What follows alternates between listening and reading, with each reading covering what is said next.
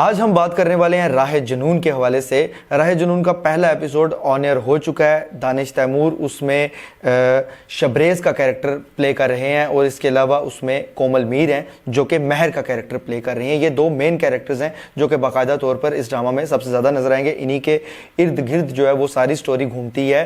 पहला एपिसोड शुरू होता है शबरेज से। शबरेज एक ज़िंदगी से डिप्रेस और एक ड्रग एडिक्ट इंसान दिखाया गया है। ड्रग एडिक्शन की वजह जो है उसकी मैं आगे डिस्कस करूंगा, लेकिन अभी जो है वो ड्रग एडिक्ट होने की वजह से और ज़िंदगी से डिप्रेस होने की वजह से वो खुदकुशी के लिए जा रहा है।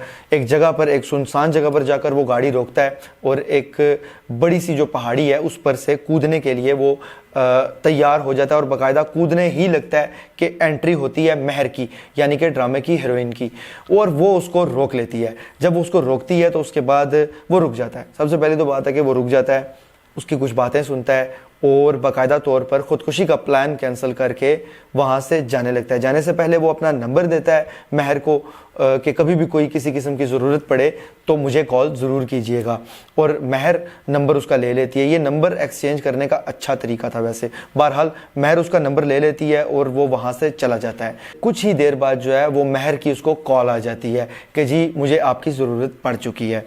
एक अनजान आदमी, उसकी ज़रूरत महर को पड़ चुकी है जी।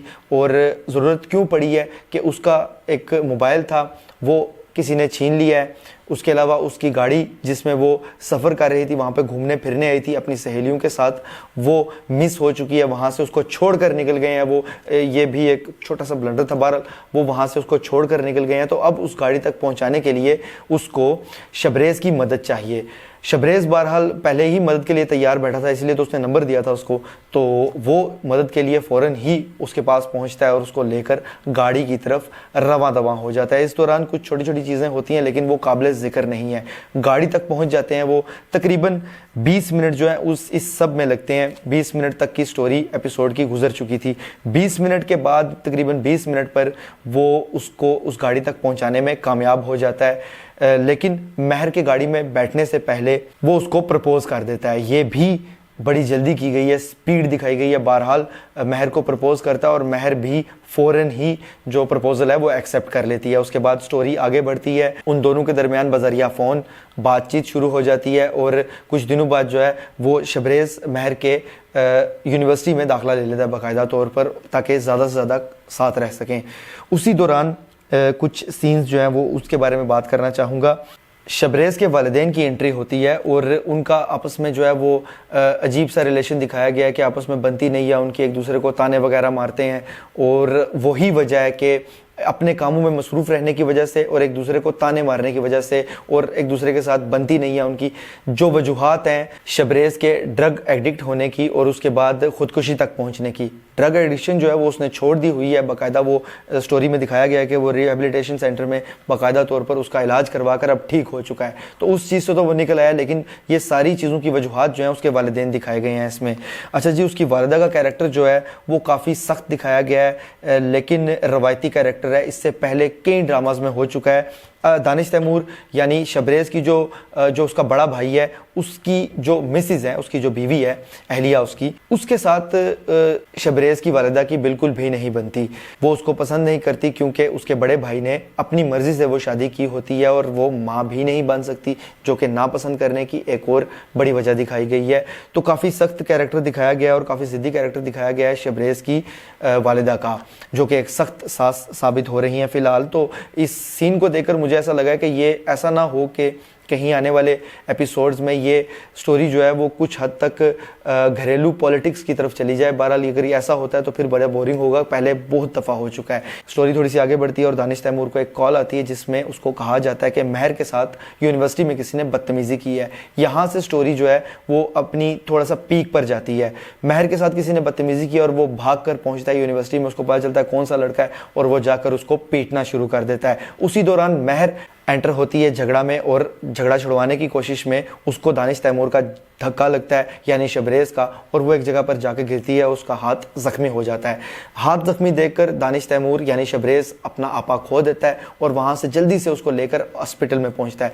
हॉस्पिटल में अब जो सीन है वो फिर से 90s वाला रवायती सीन डाला गया है। रवायती इस वजह से कि कई मूवीज़, कई ड्रामाज में ये सीन हम देख कर पक चुके हैं, जो कि इस दफ़ा फिर डाला गया है। वो सीन ये है कि जी एक मरीज़, कोई भी मरीज़ जो कि अस्पताल में आता है, उसको बेहद चाहने वाला कोई भी शख्स, उसका बाप, भाई, जिस तरह के ये बॉयफ्रेंड, इस तरह कोई भी शख्स जो है वो उस मरीज़ को लेकर अस्पताल में पहुंचता है। पहले कई दफ़ा दिखाया जा चुका है मुख्तलिफ तरीक़ों से, थोड़ी सी सिचुएशन को चेंज करके, और एक डॉक्टर को वो उसके इलाज के लिए कहता है, जबकि हाथ कटा हुआ है तो डॉक्टर के इलाज की ज़रूरत नहीं थी, वो एक कंपाउंडर भी जो है वो उसको पट्टी वगैरह कर सकता था ज़ख्म साफ़ करके। बहरहाल डॉक्टर को वो कहता है इलाज के लिए, और डॉक्टर इनकार कर देता है क्योंकि वो कॉल पर लगा होता है, और वो डॉक्टर के साथ जो है लड़ने के लिए तैयार हो जाता है शबरेज़, और बाकायदा डॉक्टर के साथ झगड़ा करके, गुस्सा दिखा के, जज्बाती होके उसको इलाज के लिए फोर्स करता है, और डॉक्टर फिर इलाज कर देता है। अच्छा जी, ये सारा सीन जो है, ये इसको डिस्कस करने का मकसद ये था कि अब जो स्टोरी में